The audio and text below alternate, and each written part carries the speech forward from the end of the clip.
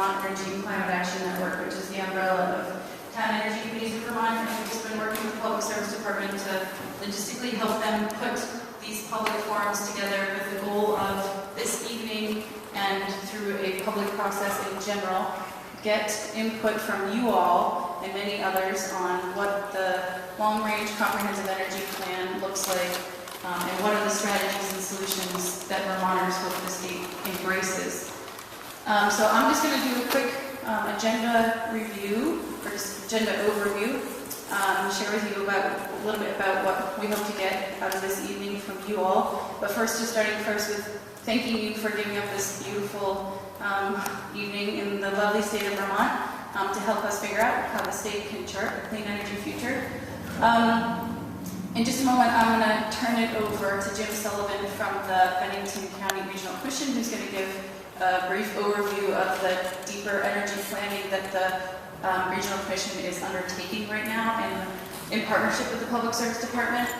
Then I'm going to turn it over to Commissioner Chris Recchia, who's here to sort of set the frame and the tone for what the department is doing through this comprehensive energy plan update. And again, what we're hoping that we can work with you all tonight to do, but that I think the department is interested in terms of getting input on how we chart our energy future. And then after that, we're going to get an overview, and this is a slide presentation from Asa Hopkins. Dr. Asa Hopkins is the Planning and Policy Director at the Public Service Department. So he's really going to provide a deep overview of where we are in terms of our energy picture right now and where we hope to go, guided by input of a variety of stakeholders, including you all.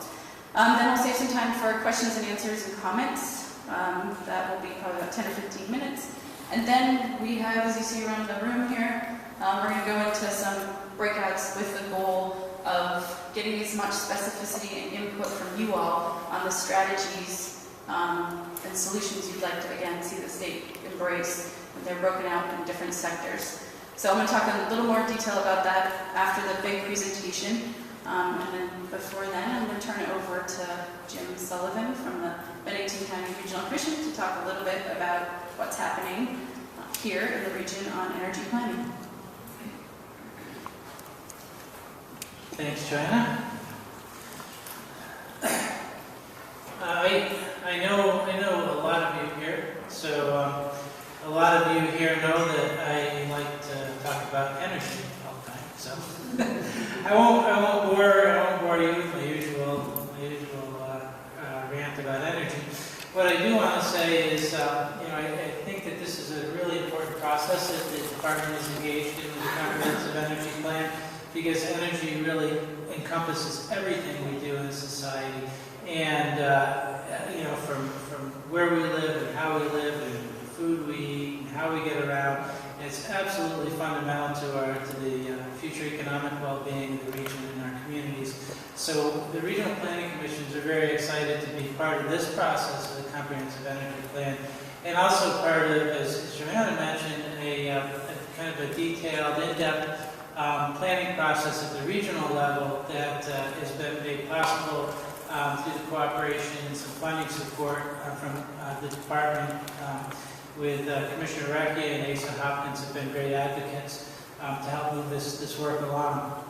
Yeah, the Bennington County Regional Commission, we had created an energy plan back in the early 1980s, before I worked at the Regional Commission even, just before. And we had not updated that until 2008. We updated it in 2008. And I think it was a good plan, and it was a forward-looking plan. It was a pretty aggressive plan. But at the same time, I think one of the things that really lacked was a lot of specificity and targets and goals. And what we've been able to do now in this more recent effort, working with the Public Service Department, Vermont Energy Investment Corporation, Energy Action Network, and some other partners, is to really provide some numbers and some goals and some targets about what are we going to have to do in the Bennington region, what are our communities going to have to do, what is the state going to have to do to move ourselves toward the state's long-term energy goals. One of which, an important one, is to obtain 90% of energy from all sources from from renewable sources by 2050. And like, well, that's it's kind of provocative to throw that out there, 90% by 2050. But what does it really mean in hard numbers? And there's some of the early results and numbers that we've gotten from the study, working with VEIC and others, gives a little hint of what that's going to look like. I mean, one thing is we're going to have to, as a state and a region, reduce our total energy consumption by about a third. I don't want to talk ahead of the program here, but now you're going to cover some of this stuff. Yeah, so I'll get some of the numbers wrong, so you can correct me. But, you know, and what are the other things we're going to do? Well, conservation is going to be absolutely critical.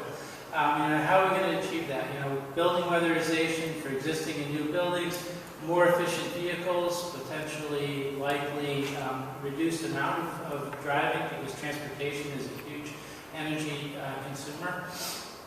More efficient machinery and equipment, appliances, electricity. You know, we're going to have to find ways to be more efficient, to use less of those things.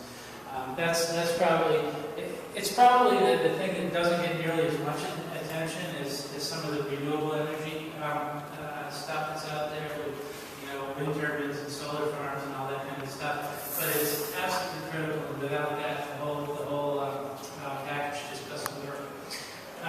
You know, we're going to have to be looking at alternative fuels and systems. We're going to, I mean, this, you know, if you look at the numbers, the only way to get there is basically we're going to have to say, you know, how almost everybody, the vast majority of folks in Bennington County heat their homes and their businesses with oil or propane gas. But by 2050, that's pretty much going to go away. It's going to have to be replaced by alternative heating systems. Alternative heating systems that hopefully we're going to have to put out fewer BTUs because the buildings are going to be a lot tighter, as you mentioned. Vehicle fleet, you know, just as interesting, right? We all, somebody may have driven here in an electric vehicle today. I don't know, somebody might have walked. Somebody might have ridden their bicycle. But we're talking about, you know, realistically, you know, we're going to have to move our entire vehicle fleet away from gasoline and petroleum diesel powered vehicles over the next 35 years to achieve those goals. Not an easy or a simple change to accomplish in 35 years.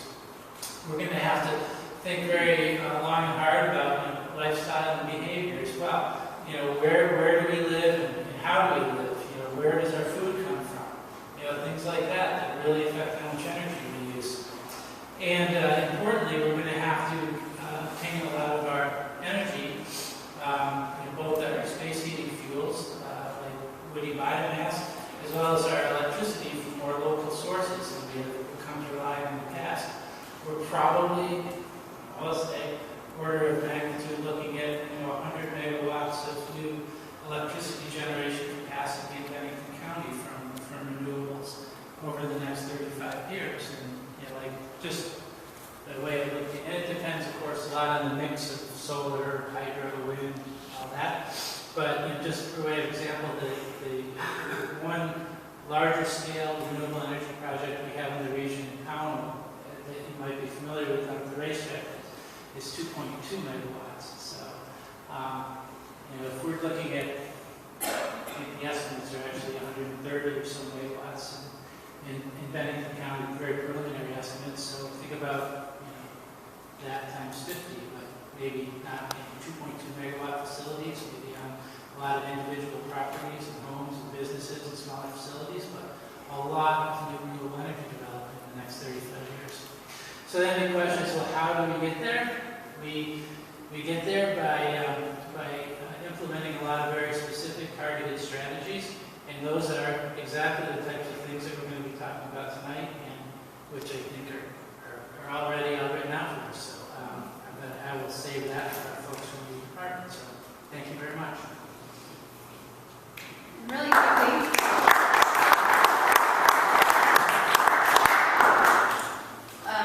So I remiss from doing this. We posted, this is the third of 4 forums. This is the smallest group, but clearly the most lively and engaged. But the one thing that we've done before, which is always, I think, helpful for us to know, get a flavor of who's in the room. So just out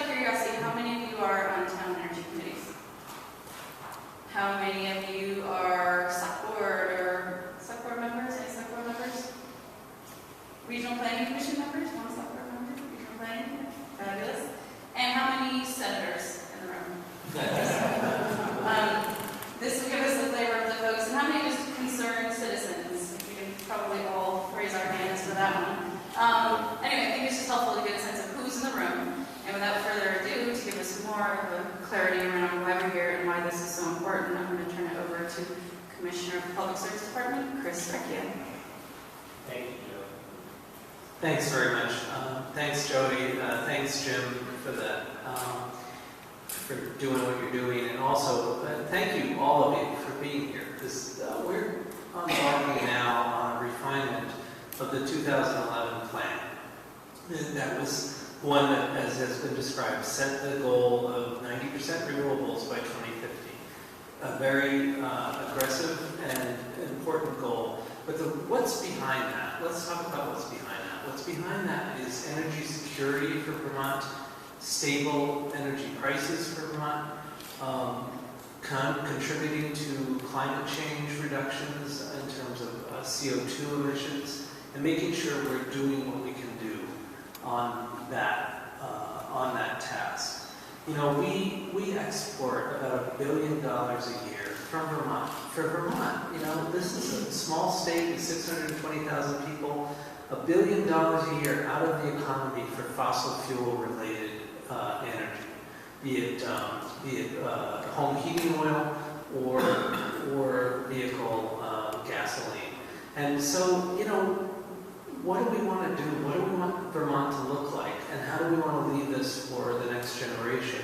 And in my mind, I think we want to do that in a way that is acknowledging that we all need energy. We all need to be able to turn on a light switch and have lights come on and be able to be comfortable and warm in our homes. But we do not need to waste any of it. We do not need to create energy from things that are far away or not within our purview, solely to just, you know, be able to say, oh, Vermont, the Green Mountain State, look how beautiful it is. We have suffered for years from acid rain and from mercury deposition from coal-fired power plants out west. We need to change that for ourselves. And, you know, Vermont has been constructively engaged in that for the last 5 years. We've done tremendous work. ASA will review what we have accomplished so far, but there's a lot more to do. And I think if I were to leave you with one impression tonight, it would be to understand the order of magnitude of the energy we use for our heating, for our transportation, and for our electricity demand. You know, unlike Jim, who felt badly about it, I will not feel badly about preempting some of these slides. So, you know, we're doing really well on electricity. We're about 45% renewable right now. We're doing less well on home heating and homes. We're at about 20%. And, you know, the transportation is even less. But let's talk about homes for a minute. You know, we have an issue here where we have a lot of older housing stock. It's one of our beautiful Vermont assets, is to look at these old farmhouses. I live in one, 1816. It's going to celebrate its 200th birthday next year, so you're all invited to the party. I have no idea. Yeah, exactly. I have no idea what the party will be like, but, you know, but the house will be there, which is great.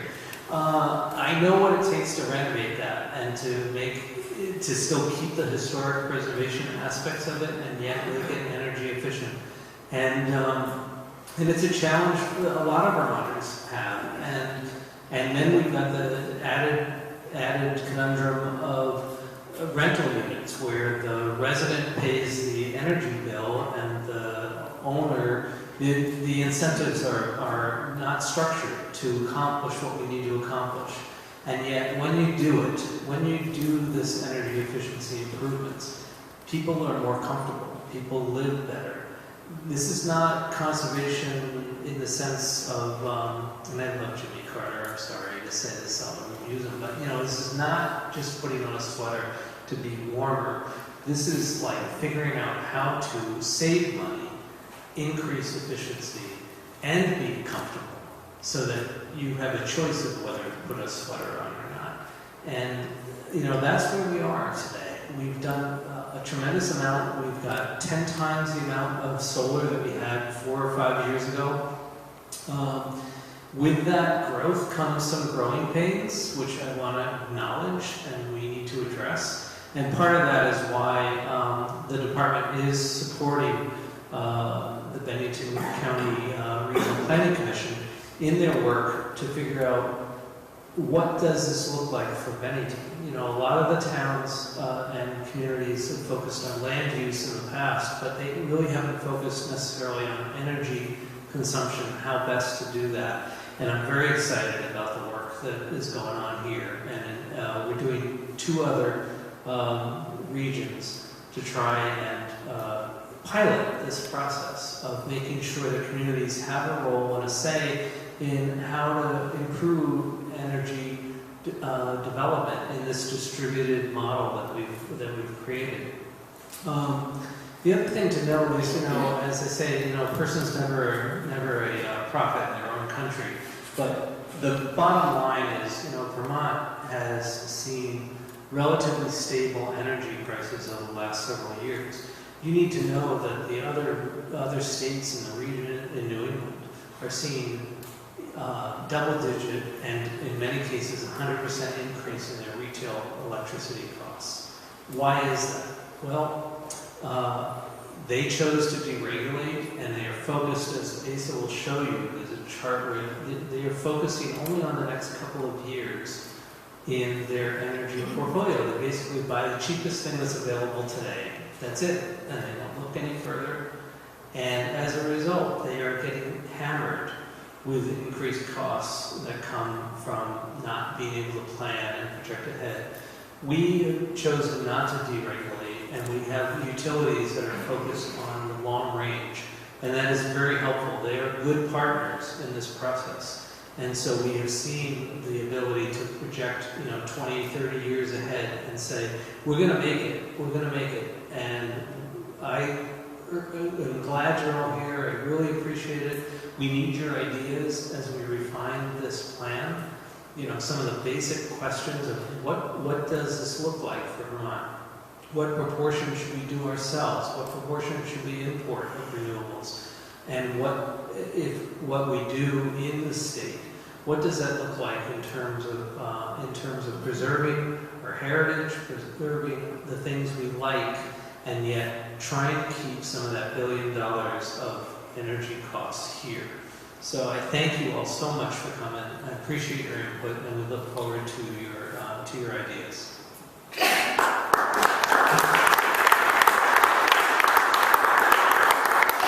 I guess I'll introduce my stellar Director of Planning and Energy Resources at the Department of Public Service. Asa will walk us through this. Asa is basically really doing a great job of managing this whole affair in terms of like putting the plan together. So here you go. Asa, do you want me singing a song or anything?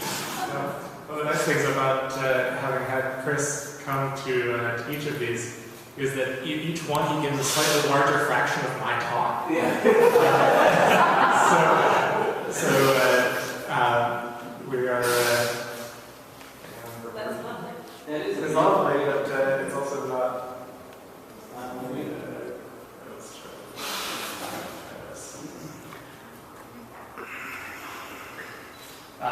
So that enables me to then go a little bit faster than the rest of this one. So while the folks who are here, and I'll just have the folks who are on my staff just raise their hands and acknowledge, Barry, Andy, and Brock are here to help most of the part after. But while we are all folks from the Public Service Department, this is by no means a Public Service Department only comprehensive energy planning process. We are working very closely with our fellow policy wonks of all sorts at the Agency of Natural Resources, the Agency of Transportation, the Agency of Agriculture and Commerce and Community Development, Human Services, both the Low Income Weatherization Program and the Department of Health, and then the Department of Buildings and General Services is spearheading our efforts to work to make the state an exemplar and allow the state itself as an energy consumer to lead by example. Of course, energy is by no means a government thing. Almost all of our energy lives in the private sector in some form or another. We don't have public gas stations or public fuel dealers, and our utilities are overwhelmingly private companies. And so we depend on actions of many in order to achieve any sort of collective goal. So we need help in this process from members of the community of all sorts, from our regulated utilities, from other energy service companies and consultants and other experts, from public interest organizations and community groups, the business community, and from town energy committees, and many, many more, just in order to have a chance to understand the entire picture and actually get action.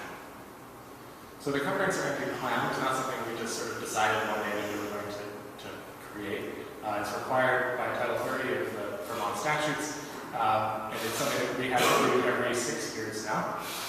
And we have to look at how we use energy, what we use it for, where does it come from, what does it cost, what are the economic implications, and what are the environmental impacts of our energy choices. The plan is supposed to include actions that the government might take at all different levels, but also actions that the private sector might take, and how to incent those kinds of actions to perhaps take place. Of course, regulation, both from a land use standpoint, siting regulation, business regulations of all sorts, and utility regulation all play a role there. And we're also to include any suggestions for other legislation that might be required. And I'll describe some of the progress that we've made in the last few years is in that agreement. This actually also requires a electric plan. And it doesn't realize, of course, it doesn't make a whole lot of sense to think about a comprehensive energy picture and an electric energy picture as two separate things. And so we put them on the same time scale and explicitly blessed, the legislature has explicitly blessed the idea that they can be embodied in a single plan. So we will be producing both plans all together. We also have a really very well structured and far-sighted state energy policy that's embedded in Title 30 that asks us to strive for energy policies and programs that allow us to meet our energy needs in a way that's adequate, reliable, secure, and sustainable, that is affordable and encourages economic vitality, that uses resources efficiently and manages demand cost effectively, and is environmentally sound. These are all the same themes that you've heard from many earlier speakers this evening, and that come up again and again in all of our conversations around energy in the state. And we also need to recognize that there are other goals in the statute. We have greenhouse gas reduction goals, including a 75% reduction by 2050. There are explicit renewable energy goals. There are building retrofit goals. There are a number of goals throughout the statute that we're trying to weave together. And I recognize also that we have goals for human health, for environmental soundness, for the economic vitality of the state that are not necessarily energy related, but which are very much potentially impacted by our energy choices. So overall, the CEP, we're going to address all energy sectors, not just electricity. We're striving for a lower greenhouse gas footprint for the state targets. We're supporting in-state energy solutions and the associated economic growth, with the baseline also keeping Vermont's costs for energy regionally competitive. So since we came out with the Comprehensive Energy Plan 4 years ago, we have made a number of steps of progress, which is a reason then for us to revisit the plan, update it, talk about what the next steps in each of these areas are. So I'll do heating, mobility, and electric power for the next 3 slides. So on the heating front, we've continued our state and utility efficiency programs. That's the low income modernization, Efficiency Vermont, and all the other associated efficiency programs.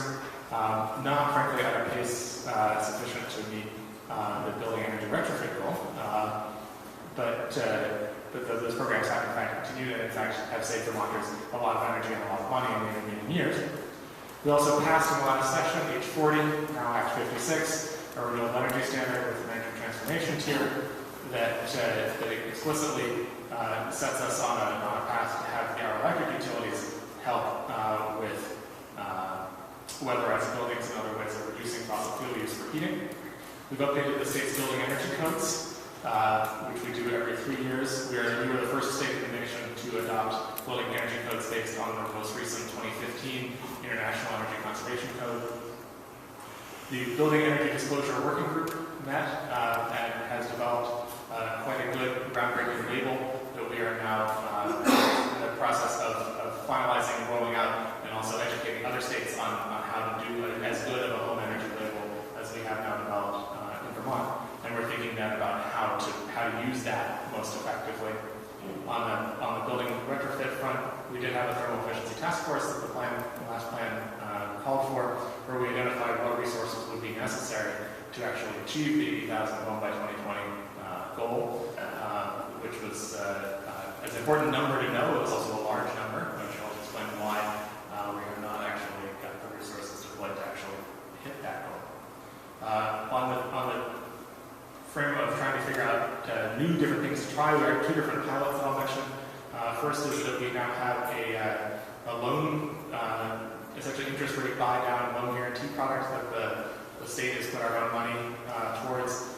Heat saver loan program where forward-thinking fuel dealers and building performance contractors can offer to their customers low interest financing to help with heating system improvements and with weatherization. And of course, the Regional Planning Commission pilot that Jim already talked about, and which we're very excited about trying to think about what can be done at levels other than just the state level, about trying to drive demand for weatherization. And other heating sources, things like, one of the things that we've asked the RPCs to do is identify where district heating projects might be appropriate. That's something that is really known at the ground level in towns and counties, but which really can't be driven in the same kind of way from one place. So on the mobility side, in terms of policies, Vermont is one of the signatories of a multi-state zero-emission vehicle memorandum of understanding. We have adopted California's air emission standards for vehicles, which is one of the main drivers for the deployment of electric vehicles in the state. Pleased to see both the Volt and the Leaf in the little while coming to and from here this afternoon. Again, the age 40 Act 56 sets up sets a structure whereby our utilities will help us reduce fossil fuel use, including in transportation.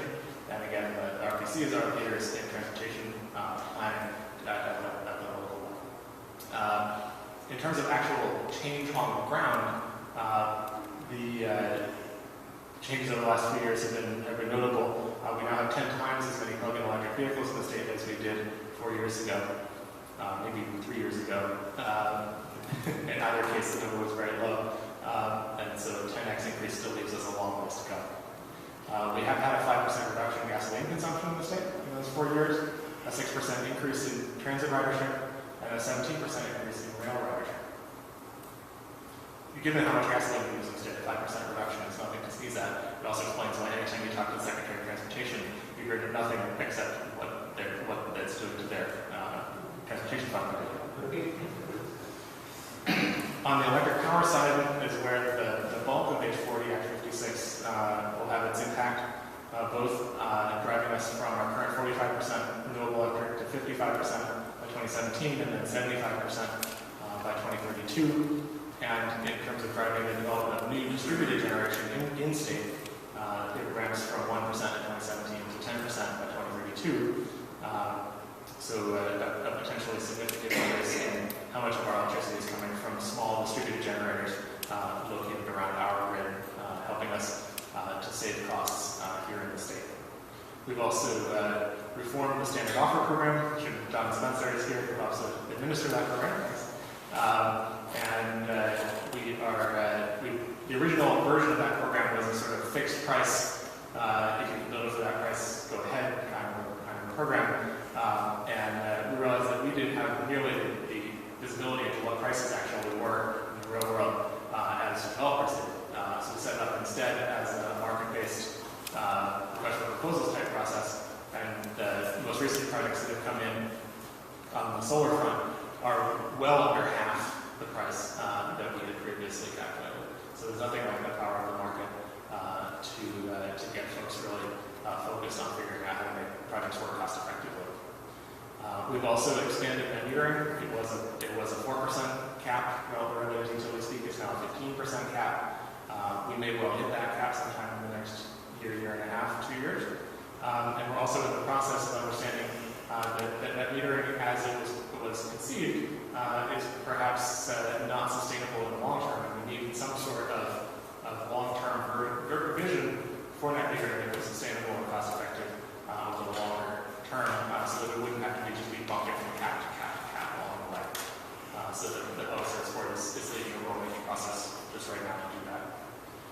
recognizing that we can do a lot of planning at the state level, but we need information, particularly on land use, from the towns and regions. That's one of the main insights that came out of the work of the Energy Generation Siting Commission that was, I think, 2 years ago or so. And of course, this year we again have the Solar Siting Task Force that will have its first meeting next week. So we are continuing to engage with and struggle with what does it mean to do the right kind of planning for siting, for land use decisions, for generation in order to meet our goals. And of course, the RBC plan pilot being a comprehensive look at the regional level again shows up again and again in this process. It's something that we have very high hopes for. But in terms of the actual process, we're here on the third line down in terms of our public forums. We met with stakeholders, several of you here were able to attend in late June. We have an initial comment period running through the end of this week. Please go online when you get home. Find the Energy Plan website. The link is at the end of the presentation. We'll leave it up.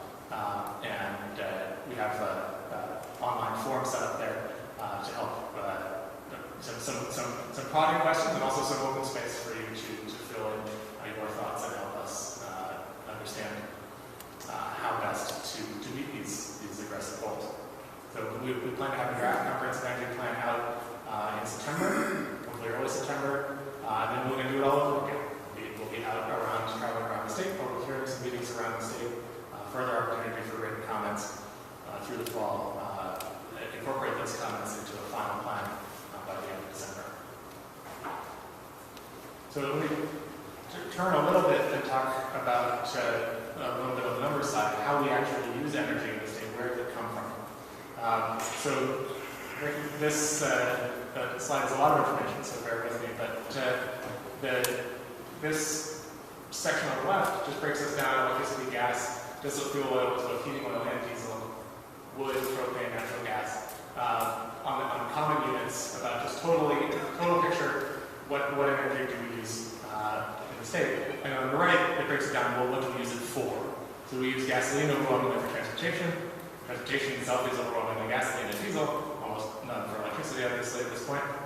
But recognizing also this means that electricity is a fraction, is the largest individual piece here, but it's also small on the picture, on the sense of the whole energy picture, thus the interest in trying to understand how to make progress elsewhere.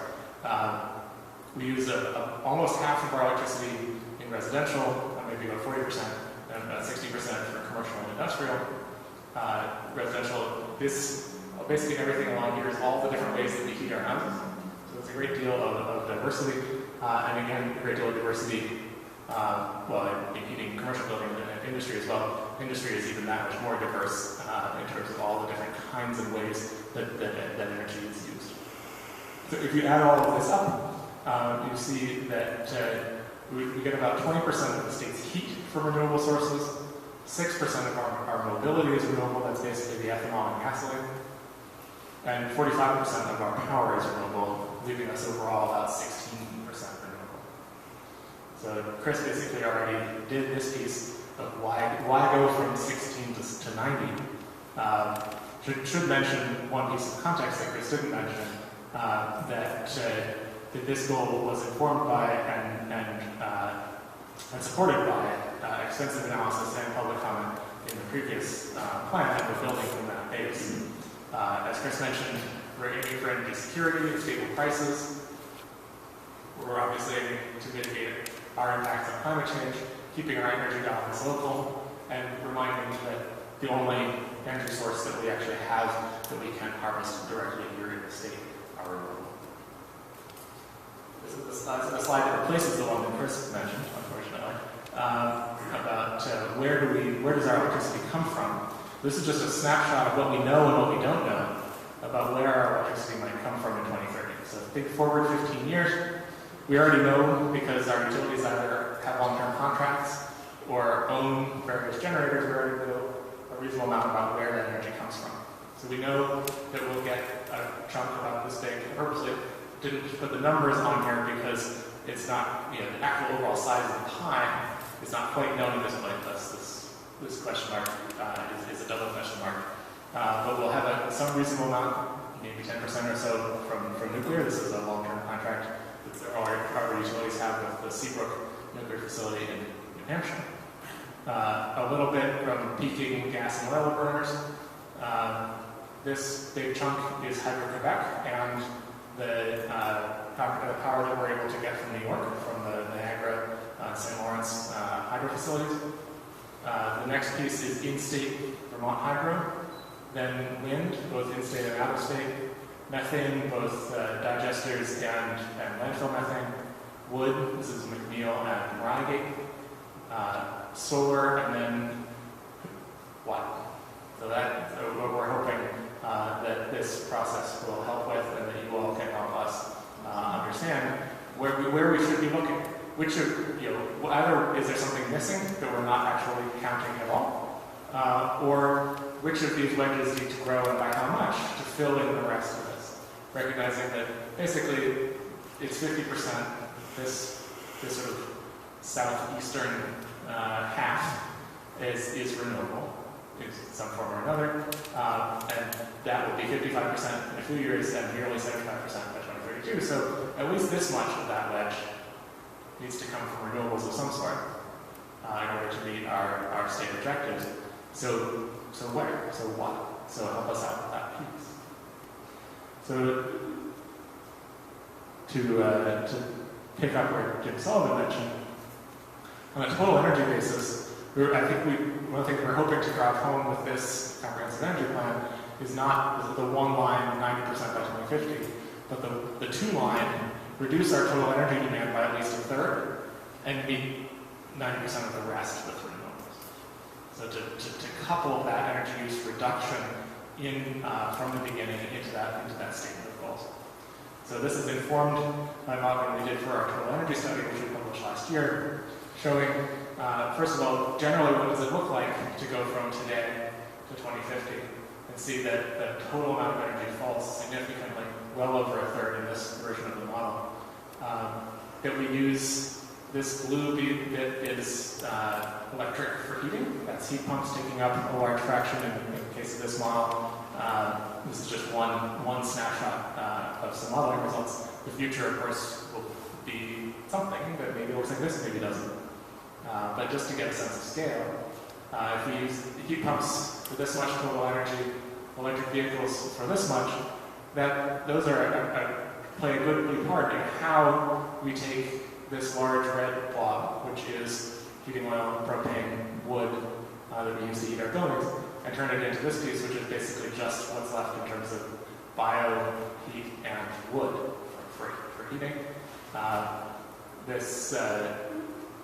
to transition industrial heat, a lot of which is wood, and transition that to using heating oil, bioheating oil plus wood. How to have the electric use in industry stay flat, the electric use in other buildings fall for other purposes besides heating and transportation, and have this big chunk, which is basically gasoline and diesel, transition to perhaps biodiesel or something else that works on the heavy-duty fleet. So there's a lot of different fuels being used in different ways by 35 years from now than there are today, but we're using a lot less energy, and we have some real chance of making a lot of this renewable. In the electric space alone, this is just, again, a snapshot of one vision, one version. If we kept the amount of electricity that we use for the typical things we use electricity for now, light, appliances, air conditioning, keep that level. Meanwhile, the state grows the population by 10 or more %. The economy grows. We get that many more buildings. So there's a lot of efficiency embedded in just keeping that number flat. Building heat rising to be a significant contributor to heat pumps. Industrial sector continuing to grow, and transportation really taking off. We may go from using between 5 and 6 terawatt hours of electricity now up to more than 8, maybe 10 terawatt hours by 2050, which means also recognizing that this pie may actually be in the process of growing by 2030, not shrinking. And that means that the undetermined piece is even that much larger in terms of the actual total scale of what we need to meet our goals. So one thing that we're hoping to do in this version of the Comprehensive Energy Plan is to be a lot more concrete and focused on nearer term goals and objectives rather than just goals for 2050. So we are positing a few potential goals for 2025. We happens to already be a statutory goal. Someone had the foresight a little while ago to do this whole 25 by 25 thing. And in fact, when you crunch the numbers, it turns out to be a reasonable place to be, pretty aggressive, but also achievable on our way to 90% by 2050. So if we can increase to 90 to 25% renewable overall up through 16 in 10 years, that would be a good down payment on getting to 90. That would mean getting our heat. These, of course, can be shifted around a little bit. You could take heat higher and not get as far on mobility, or vice versa. But if we did get 30% of our heat for renewable sources instead of 20, that's both using more renewables for heat and weatherizing our buildings and using heat that much more, using fuel that much more efficiently. Change both the top and the bottom of that fraction. 10% renewable and mobility up from 6. That would mean, for example, if 10% of our cars were electric in 10 years, that would get us to about here. Along with renewable electricity on the scale of about 2/3 of our electricity being renewable by then, which is about in line with the Act 56 targets. Coupled with all of this is a 15% reduction in emissions. So if we just think about the bottom line numbers from that, the thick blue line, 16% to 25%, perhaps to 40% in 2035, and up approaching 90% by 2050. That's the increase in renewables of the fraction of total. The total is then the dark blue line, starting here, falling 15% in 10 years, another 15% by 2035, and down more than a third overall by 2050. And the combination of all this then is that our greenhouse gas footprint for energy falls in half by 2035 in this model, and over 90% by 2050. So I should caveat that these lines look straight. Partly that's that anything with 4 dots is going to look reasonably straight. And part of that is pure coincidence. That when you have this kind of general trajectory, you have a lot of things that are on various stages of various adoption curves, and it happens that the total energy number happens to end up reasonably straight, and the greenhouse gas number ends up reasonably straight, but that's not because we took the 2 endpoints and got a straight edge. It does actually come out from the analysis that way. So just some snapshot of what it will take, and generally both that it is achievable, but that we have a lot of work to do, and hoping that you all can help us figure out, as we think about what the steps are that we're really going to take in the next 6 years, what needs to be done now. What if we're going to have, I think we had 154 recommendations in the last Comprehensive Energy Plan. If we're going to take it top of each section and identify if there's only 3 things you do out of this whole chapter, you can do these 3. Right? Help us understand what those 3 are, so that we can really focus in, prioritize, and know where we need to make the biggest bang in the next few years. So I'm happy to take questions and discuss for 15 minutes or so before we transition to the breakout.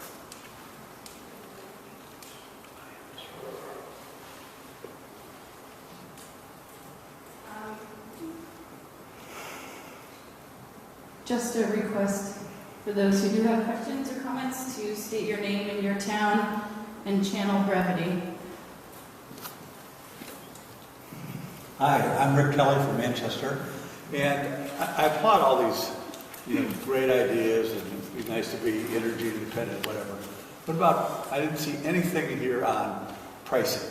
What about pricing models? And what's going to really happen with pricing over the next 35 years?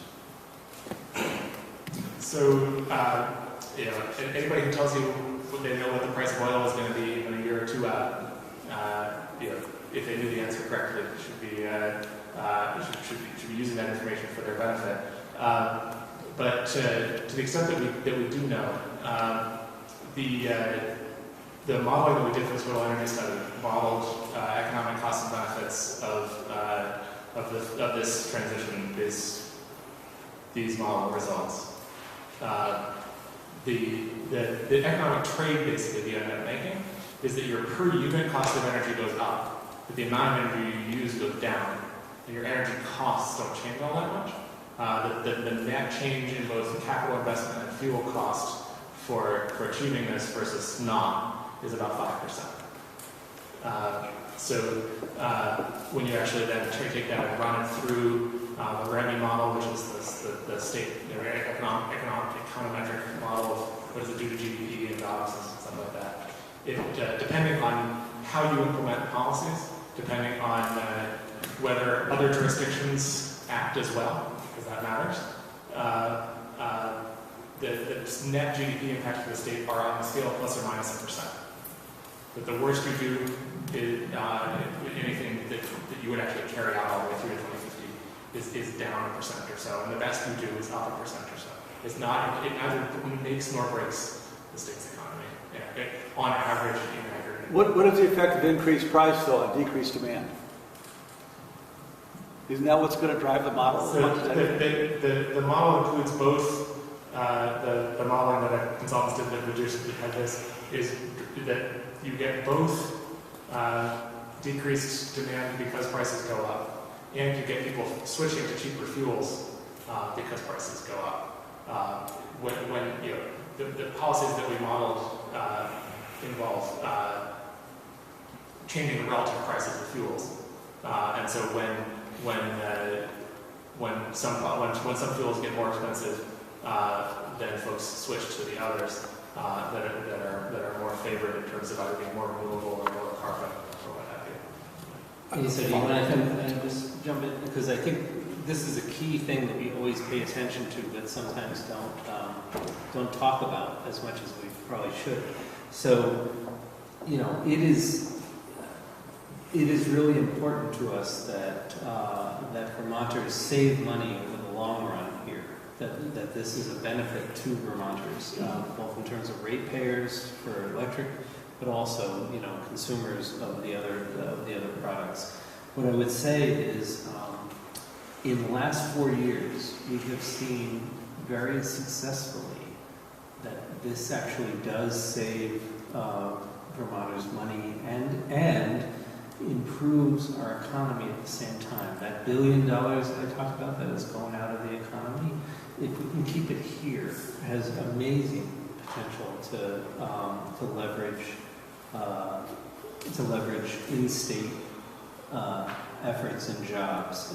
We had last year we did a jobs report on renewable energy and found that 4.3% of the workforce was working in clean energy jobs. That was about 15,000 jobs. That increased about 6.9% this year.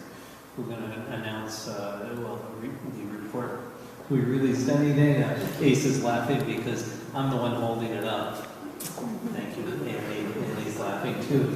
So any moment now, that will be released, but that will show another 6.9% increase in jobs to about 16,200 jobs, something like that, and almost 5% of our workforce. So there's a way to do this that actually enhances the economy. If you're looking at macroeconomics, that is one component, and then in terms of the individual expenditures for energy, we think this also has the advantage of solving that problem of escalating energy costs for people. So, but if we look at that macroeconomic issue, and I applaud the whole idea of we want to be able to be electrically independent from other areas. But now we're in the situation where we used to have 2 major utilities in the state. We have 1 now. And that's owned not by a Vermont company, not even by a U.S. company, but it's by a Canada company. Yeah. And as a result of that, you talk about all this cost-benefit analysis for in-state, when in fact, that money's going out of state, a good chunk of it. Not only going out of state, it's going out of the country. So let's talk about that a little bit and plug some of those numbers into the model. Well, I See think, what we come up with. I think you're right. I think that's an area that needs to be addressed, but we are, one of our favorite things to do in the public service department is to beat up on utilities. And we do that regularly. So, But you didn't do that. When the CBPS Green Mountain Yeah. Power merger came through, we lost $26 million as CBPS ratepayers. okay. I get it, and I wasn't here then. On the other hand, what I will say is you were getting that back. The benefits that you're getting back. right. Well, no, come on. I'm sorry you're not qualifying for the low income weatherization. It was funded by that money, but there are people out there who have homes that were weatherized by those dollars, who are saving a lot of money and who are comfortable in their homes because of it. I understand. And I really don't want to debate the merger, but I get your point. But I will say that we are ensuring that that Vermonters are getting more benefit back than they paid, and it is occurring. We can document, we can show you that we are getting more money in savings from that merger than was spent. Granted, I'm going to get fired if I say It's a tricky section. it is. The $21 million, that is not, okay, I will say this. That is not how I would have handled it. Nonetheless, I think it is resulting, it is having the right result by virtue of the follow-up that we're doing. Okay, so I get it. Do others have questions? If you can raise your hand, questions, comments.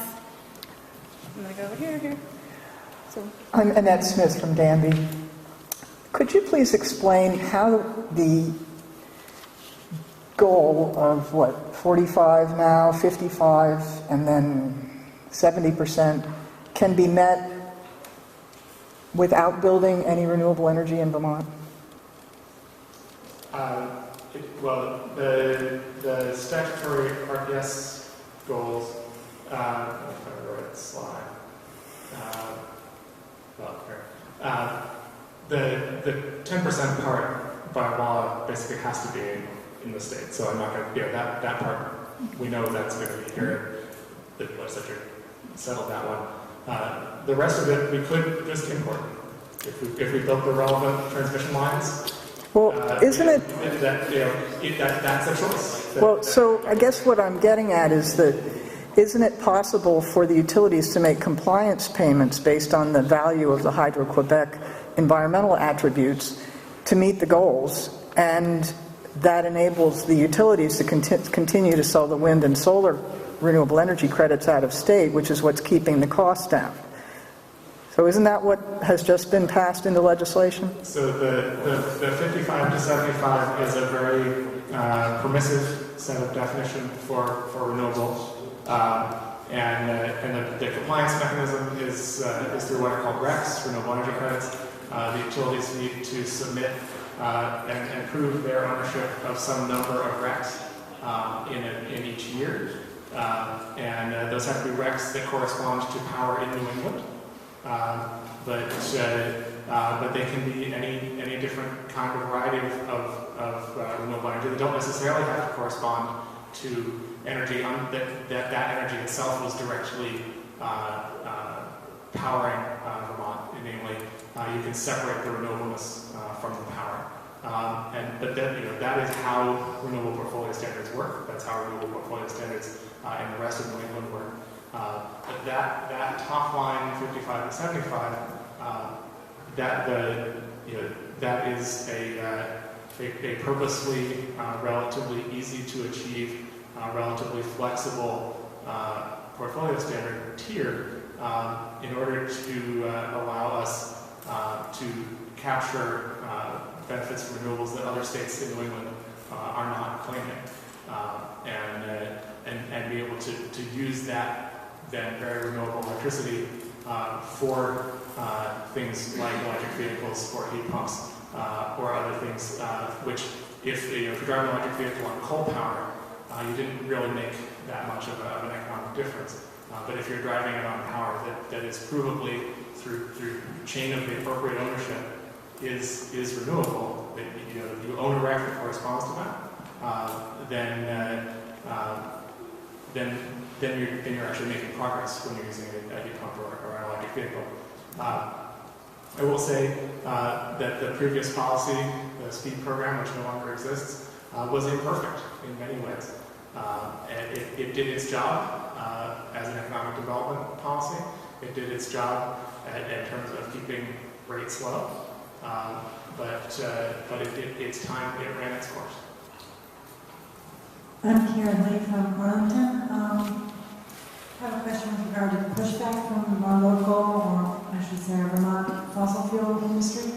I was wondering if there's been discussion with them about their future, given this hopeful prospect of meeting these goals, and what conversations you've had with them about retraining and getting them on board with renewable energy, if any. So I won't say that we've had resounding cheers on for all policy suggestions from that corner of the energy industry. But that being said, there are a number of folks in that industry who see this transition coming and who want to capitalize on the transition.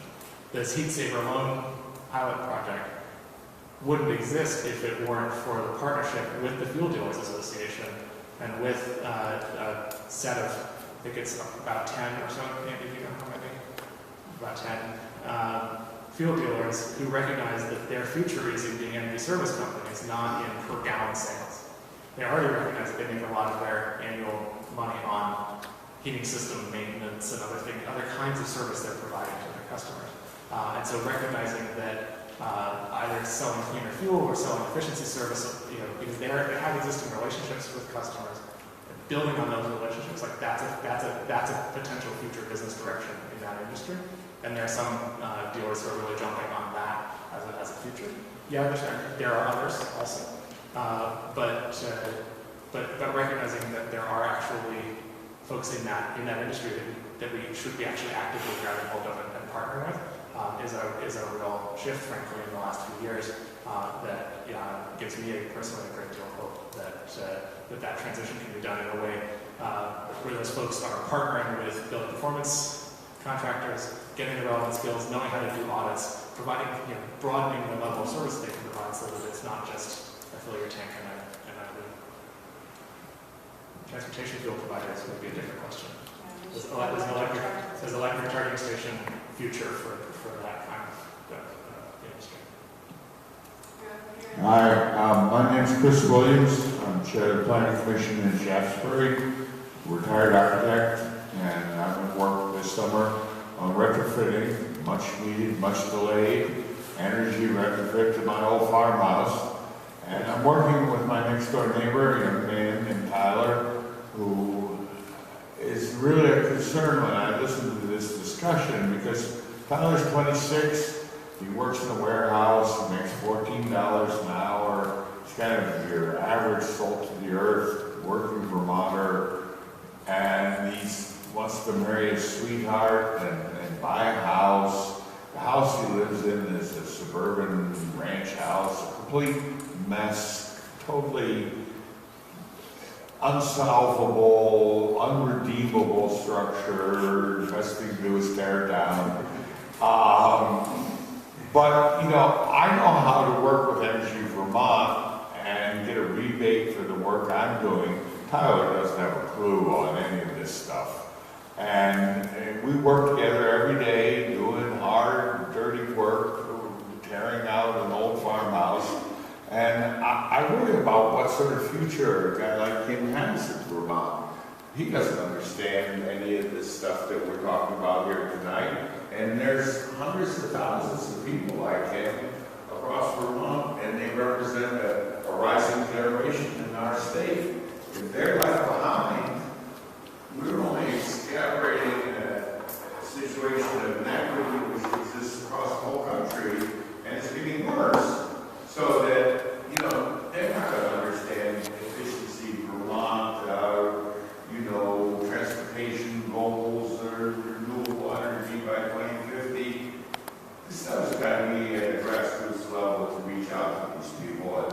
And I don't see this happening in the present program. Yeah, absolutely. There's a big difference between a high-flying state program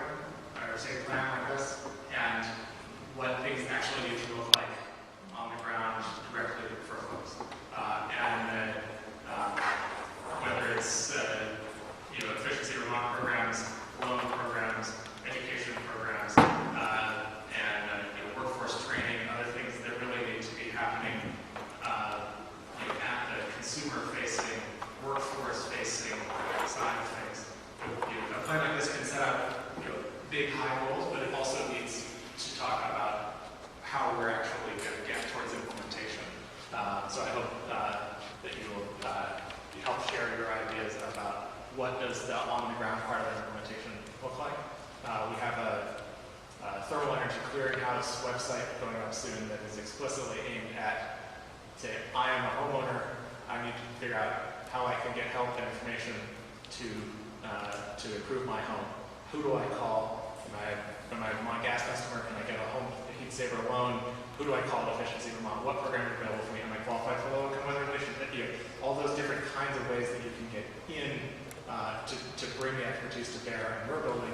And then on the workforce side, how can how can your young friend develop the skills that he's starting to learn working on your house if he wants to then become start working at a building performance contractor and develop those skills and actually be an implementer of this on the ground. As folks blowing cellulose of the walls and caulking and taping to make buildings that much higher performing. So we have a whole range of different kinds of things we're going to have to do there. And your insights on what the top priorities on that list should be are very welcome.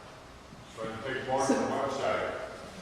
So just, So can I just, I think that's key. Over here, and I don't want to jump ahead into the next session here, but you've got one piece that we're specifically asking about is education and public engagement. And I agree with you. There's an echelon of people that we don't reach, and I would welcome your comments on how and ideas about how to do that successfully, because it is going to be more than a website. And we got the issue that I was talking about before. A lot of Vermonters on modest means also rent their homes and suffer from having to pay the energy bills. So let's creatively figure out ideas of how to deal with that. I don't disagree with you at all. I appreciate your input on that. so just time for a few more questions. I just wanted to add to that. I think Chris brings up a great point, and I don't know if Brian Campion, one of our state senators, is here, and I represent this area. And I know that Efficiency Vermont had some conversations with Bennington College, and I don't know, Judge, if you want to mention just briefly, some of those conversations you had around how you reach, or something, if you had any success around how you reach people that otherwise, this is a very complicated issue, energy issues, and maybe just give us a quick snapshot. I think probably an element a little more than energy to me. I think if you had to say what did we take, I'm allowed. It's more fun. I used to be a gym teacher, I can tell.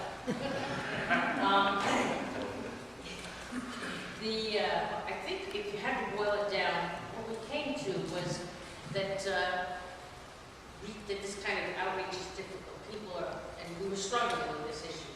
I think one of the take-home things for us was that the people trust their contractors. People trust their young fellow next door that comes and helps them with things, helps with fixing the roof or whatever else. And that one of the secrets really has to be, especially in Southern Vermont, training local contractors, and not just big contractors, but small contractors. I don't think that model meshes with the model that's come out of the central Vermont area, where few people were trained in building performance training, and they got their letters are escaping me, but their BPI certification. But they've been they're very, very good. There's one in Southern Vermont, until you get into Rutland County. There aren't any BPI certified contractors around here. It's really a problem. So there's a tremendous lack of knowledge. People will trust the person they work with, just as you would say they would trust the fuel dealer, or they would trust somebody they know. And if they can put it to them simply, here is something you can do that fits your situation. And we need that translation very badly. Thank you. So we're running out of time. I definitely have one last comment back here. Just because we're supposed to wrap this up at 7, but this is great. Hi, I'm Pete Kyle, I'm from Shrewsbury, Vermont.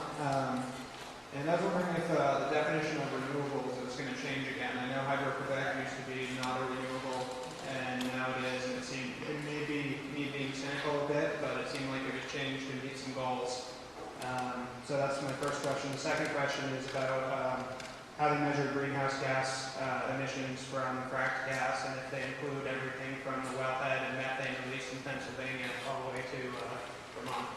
Thank you.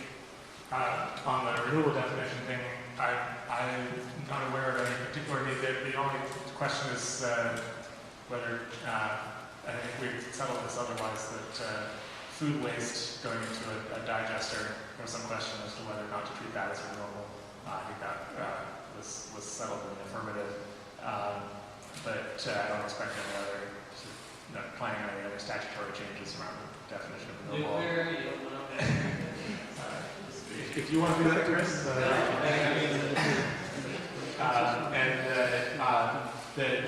The question of sort of life cycle versus burner tip on greenhouse gases is a good one, both for natural gas and frankly for oil. Maybe it's, tar sands oil is coming to be a larger fraction of our mix, and also thinking carefully, and our forest and parks folks are really engaged in this, and thinking about with the air quality folks about wood, and what does it mean for wood to be renewable and carbon neutral or not. And so that's something that we are constantly striving to figure out how to do better across the board, and also to be consistent across the board, to not use a full life cycle picture for some fuels and not for others, etc. So we're trying to do it as correctly as we can and as uniformly as we can. Wouldn't it make sense to use the full life cycle picture on all of them? Ideally, yes. The challenge is that in many cases the range of uncertainty means that you end up with plus or minus 20% bars on everything, which makes it really hard to do comparisons and to try to understand where you're actually making progress. But as those error bars shrink, as you get better and better information, that becomes much more useful. Thank you. So I'm just going to wrap up the Q&A. Do we have time for one more? Just sensitive to getting a lot of here. Thank you. I'm Jim Murray. I'm from Wyndham. I'm on the Planning Commission. I also happen to be an 8th generation Vermonter, a graduate of UVM and Natural Resources. Give you some background of where I come from. I'd like to start out by saying, yes, you're right. There's a little bit of difference between a wonderful, high thought out plan in Montpelier and maybe what happens to the everyday citizen in Vermont. I'd like to commend Commissioner Recchia for saying that the towns and the region should be involved in the decision making and that he likes beating up on utilities. Because I would suggest we also consider beating up on some merchant developers. So my question is this.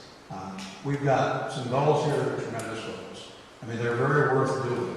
But we've also now have a tremendous amount of build-out to get this done. And today we're having trouble getting the build-out done because the towns and the regions have no say in the siting. The siting is left up to merchant developers and out-of-state landowners to put everything forward. And we have an example right now in Wyndham where they are proposing 31 wind towers within a half mile of town. Now, Lowell is 2.5 miles from the wind towers. We're a half mile. We've got 131 families within a mile. You're talking the kind of impact that is impossible to support. But you have a Spanish company, I don't think they're Vermont, Iberdrola, and you've got a New Hampshire landowner that is driving this process. And I'm not going to pull any punches. Iberdrola admitted to offering $7 million in financial dealings to town officials in New York under the New York Wind Energy Ethics Code in 2009. $7 million. Look at what's going on in Grafton and Wyndham right now, and you realize that this state has got to come to grips with the fact that there has to be some way to involve everybody in real decisions and not just ram these developments into towns without any real consideration of what they know. It's not that we shouldn't have wind. Certainly it's not we shouldn't have solar. But you're not going to get it done if it's a tremendous fight every step of the way. We've got to fix that.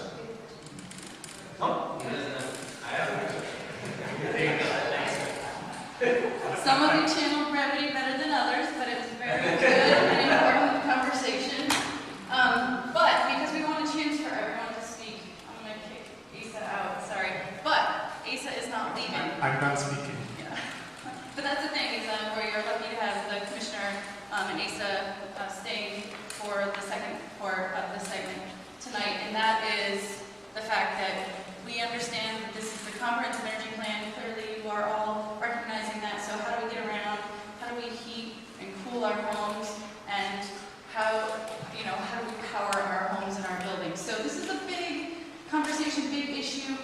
We have an exercise tonight to really ask you to be specific in the kinds of strategies, again, that you want the state to embrace comprehensively. So, when you walked in the door, you should have received, I hope, a set of colored sticky dots.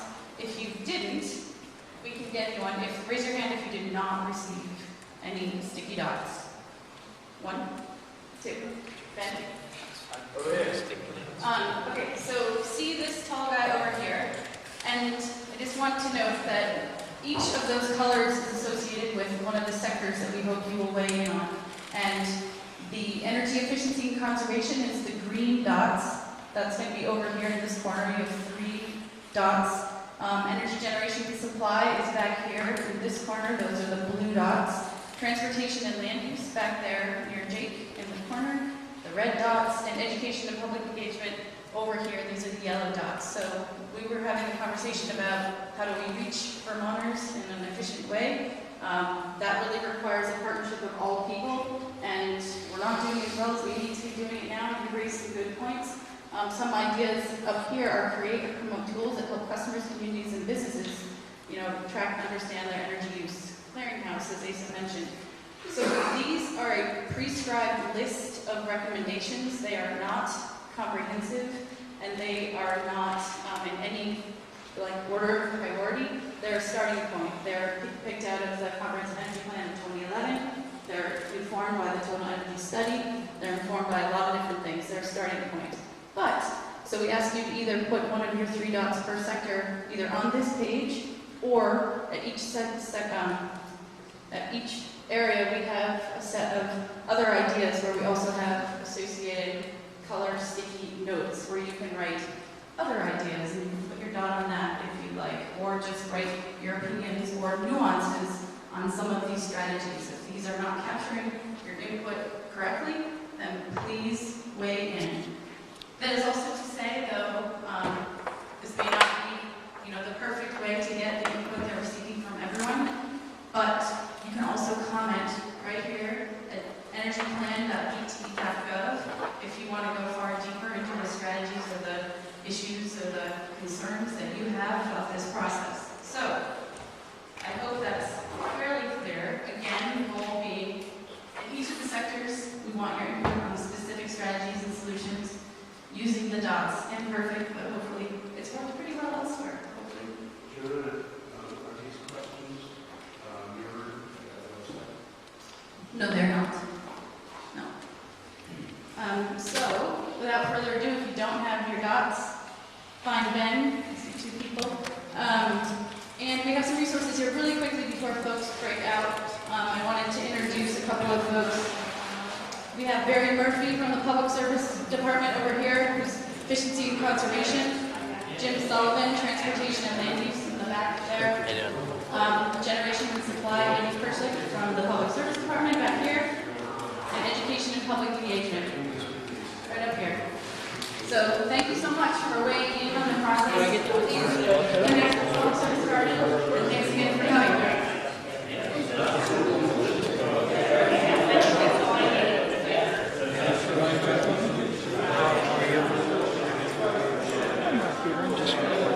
Oh, that's right. How aren't you? How are you doing? Good. I'm so pleased with the work we did. Hi. Hey, hold on just a second. Sorry. I know.